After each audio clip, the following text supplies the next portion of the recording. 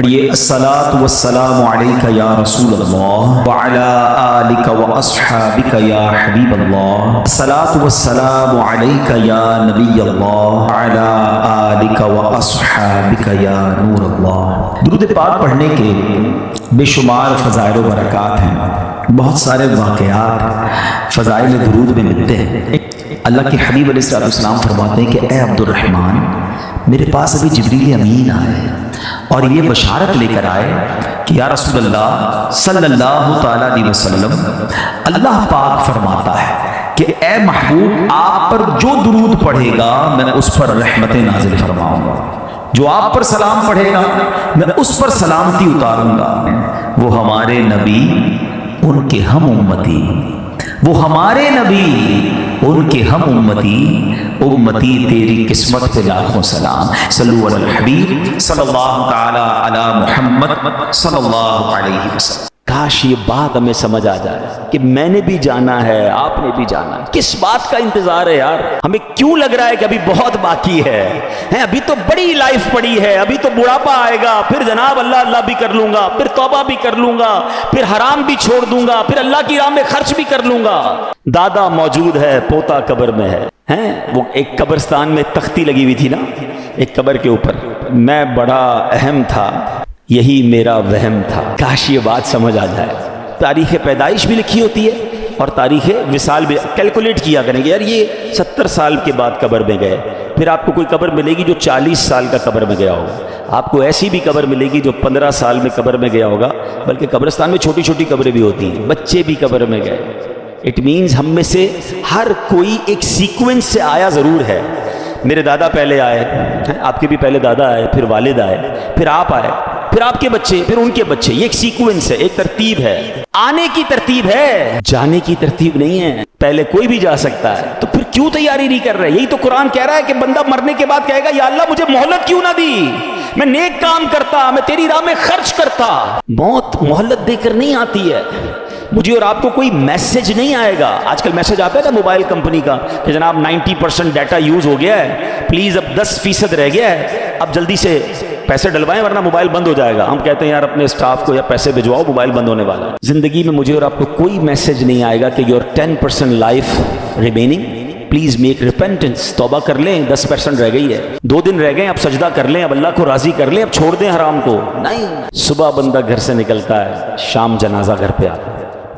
Please قرآن کے اس پیغام کو آج لے کر جائیں۔ اللہ نے مال دیا ہے، زندگی میں خرچ کر دو، اچھی جگہ خرچ کرو، غریبوں کی مدد کریں، صدقہ جاریہ والے کام کریں، زکوٰۃ اس کی پوری دیں، اور صرف زکوٰۃ کیوں اور خرچ کر لو۔ اچھا یہ مال جانا کدھر ہے؟ آپ ہی کے اکاؤنٹ میں جانا ہے۔ اللہ کی راہ میں خرچ کر کے ٹینشن کیوں ہوتی ہے؟ کوئی ایسا بندہ دیکھا آپ نے کبھی کہ جو بندہ کہے یار آج بڑا موڈ آف ہے؟ ہم کہیں کیوں موڈ آف ہے؟ کہ یار یہ جیب میں پیسے تھے نا، یہ آتے آتے بینک میں ڈلوا کے آئے ہوں۔ ہم کہیں گے تھوڑے ہی پیسے تھے، آپ کے ہی جیب میں تھے، آپ کے ہی اکاؤنٹ میں چلے گئے، ٹینشن کس بات کی ہے؟ ایسا ہی ہے نا، کوئی ٹینشن نہیں ہوتی کہ یار کیش پڑا ہے ذرا اکاؤنٹ میں ڈلوا دوں۔ کاش میرا اور آپ کا یہ ذہن بن جائے کہ جو میرے پاس پیسے ہیں میں جب اللہ کی راہ میں خرچ کرتا ہوں یہ میرے ہی جنت کے اکاؤنٹ میں جمع ہو رہے ہیں، تو پھر کبھی ٹینشن نہیں ہوگی، خوشی ہوگی کہ یار اچھا جمع کروا دو۔ یہی تو قرآن نے کہا کہ اپنی لائف میں اللہ کے دیے ہوئے مال میں سے اللہ کی راہ میں خرچ کریں۔ اللہ اکبر۔ قیامت کے بارے میں ایک اور آیت سنیے، کاش ہم یہ میسیجز لے کے جائیں۔ قرآن میرا فرماتا ہے، قرآن کہتا ہے اس دن آدمی اپنے بھائی سے بھاگے گا، اور اپنی ماں اور اپنے باپ اور اپنی بیوی اور اپنے بیٹوں سے۔ ان میں سے ہر شخص کو اس دن کی ایک ایسی فکر ہوگی جو اسے دوسروں سے بے پرواہ کر دے۔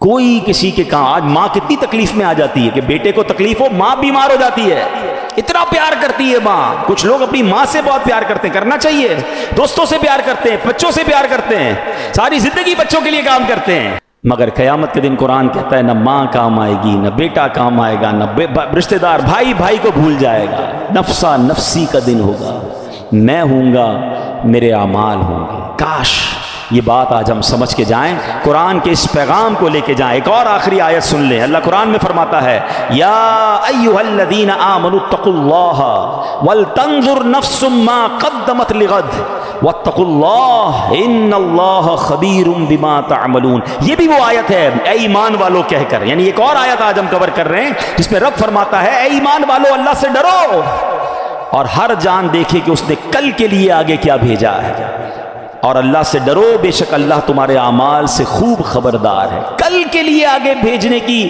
قرآن ہمیں ترغیب دے رہا ہے، ہم پیچھے چھوڑ کر کیا جائیں گے اس کی فکر میں۔ Look at the directions. ہم میں سے اکثر لوگوں کی فکر یہ کہ میں پیچھے بچوں کے لیے، فیملی کے لیے کتنا جمع کر رہا ہوں۔ قرآن کہتا ہے ہر آدمی سوچے آگے کے لیے کیا بھیجا ہے۔ ہم پیچھے کی سوچ رہے ہیں، قرآن ہمیں آگے کی سوچ دلا رہا ہے۔ آپ کو پتہ ہے جب انسان کا انتقال ہوتا ہے، رشتہ دار کہتے ہیں میت نے پیچھے کیا چھوڑا ہے، فرشتے پتہ ہے کیا کہتے ہیں، میت نے آگے کیا بھیجا ہے۔ کاش یہ فلسفہ سمجھ آ جائے کہ آگے کیا بھیجنا ہے۔ آگے سجدے کام آئیں گے، نمازیں پڑھیے، یہ آگے بھیجنے والا کام ہے۔ 5 وقت کی نماز یہ آپ کے اگلے اکاؤنٹ کو بیٹر کرے گی۔ آگے تلاوت قرآن کام آئے گی، ذکر و اذکار کام آئیں گے، لوگوں سے اچھا برتاؤ کام آئے گا، مسلمانوں کی خیر خواہی کام آئے گی، غریبوں کی مدد کام آئے گی، صدقہ جاریہ والے کام آئیں گے، رشتہ داروں سے حسن سلوک کام آئے گا، ماں باپ کی خدمت کام آئے گی۔ جو دھوکہ دے کر، لوٹ کر، ظلم کر کے سب کچھ زندگی گزار رہے ہیں، آپ اگلا گھڑا تیار کر رہے ہیں، اور آگے کب جانا ہے کسی کو نہیں پتا۔ ہم میں سے کوئی آج بھی دنیا سے جا سکتا ہے، ہم کیوں نہیں سوچتے؟ کاش قرآن پاک کا یہ پیغام ہم سمجھ کے جائیں۔ جو آج آیت ہوئی ہے میں اس کا ترجمہ پھر بیان کر کے اپنے بیان کو ختم کرتا ہوں۔ اللہ قرآن میں فرماتا ہے، اے ایمان والو، ہمارے دیے ہوئے رزق میں سے اللہ کی راہ میں اس دن کے آنے سے پہلے خرچ کر لو جس میں نہ کوئی خرید و فروخت ہوگی، اور نہ کافروں کے لیے دوستی، اور نہ شفاعت ہوگی، اور کافر ہی ظالم ہیں۔ تو کاش یہ 2 پیغام اس آیت سے ہم لے جائیں کہ مرنے سے پہلے، ہمیں نہیں پتہ کب مریں گے، آج دنیا میں رہ کر آخرت کے لیے کچھ ایسا سامان کر لیں، کچھ ایسا خرچ کر جائیں جو ہمارے لیے خزانہ آخرت کے لیے جمع ہو جائے، اور اچھوں سے دوستی کریں، برے لوگوں کی دوستی سے اور صحبت سے بچیں۔ اس آیت سے یہ 2 پیغام ملتے ہیں، اس پر اللہ مجھے بھی عمل کرنے کی توفیق عطا فرمائے، آپ کو بھی نصیب فرمائے۔ الحمدللہ ایسی پیاری باتیں دعوت اسلامی کے ماحول میں سکھائی جاتی ہیں۔ مزید آپ نے بیانات سننے ہیں تو مدنی چینل کو فالو کریں، ہمارے سوشل میڈیا پہ اکاؤنٹس ہیں اس کو فالو کریں۔ اللہ پاک ہم سب کو عمل کرنے کی توفیق عطا فرمائے، آمین بجاہ النبی الامین صلی اللہ علیہ وسلم۔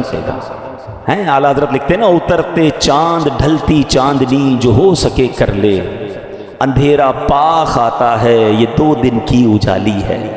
ارے یہ بھیڑیوں کا بن ہے اور شام آ گئی سر پر، کہاں سویا مسافر ہائے کتنا لا ابالی ہے۔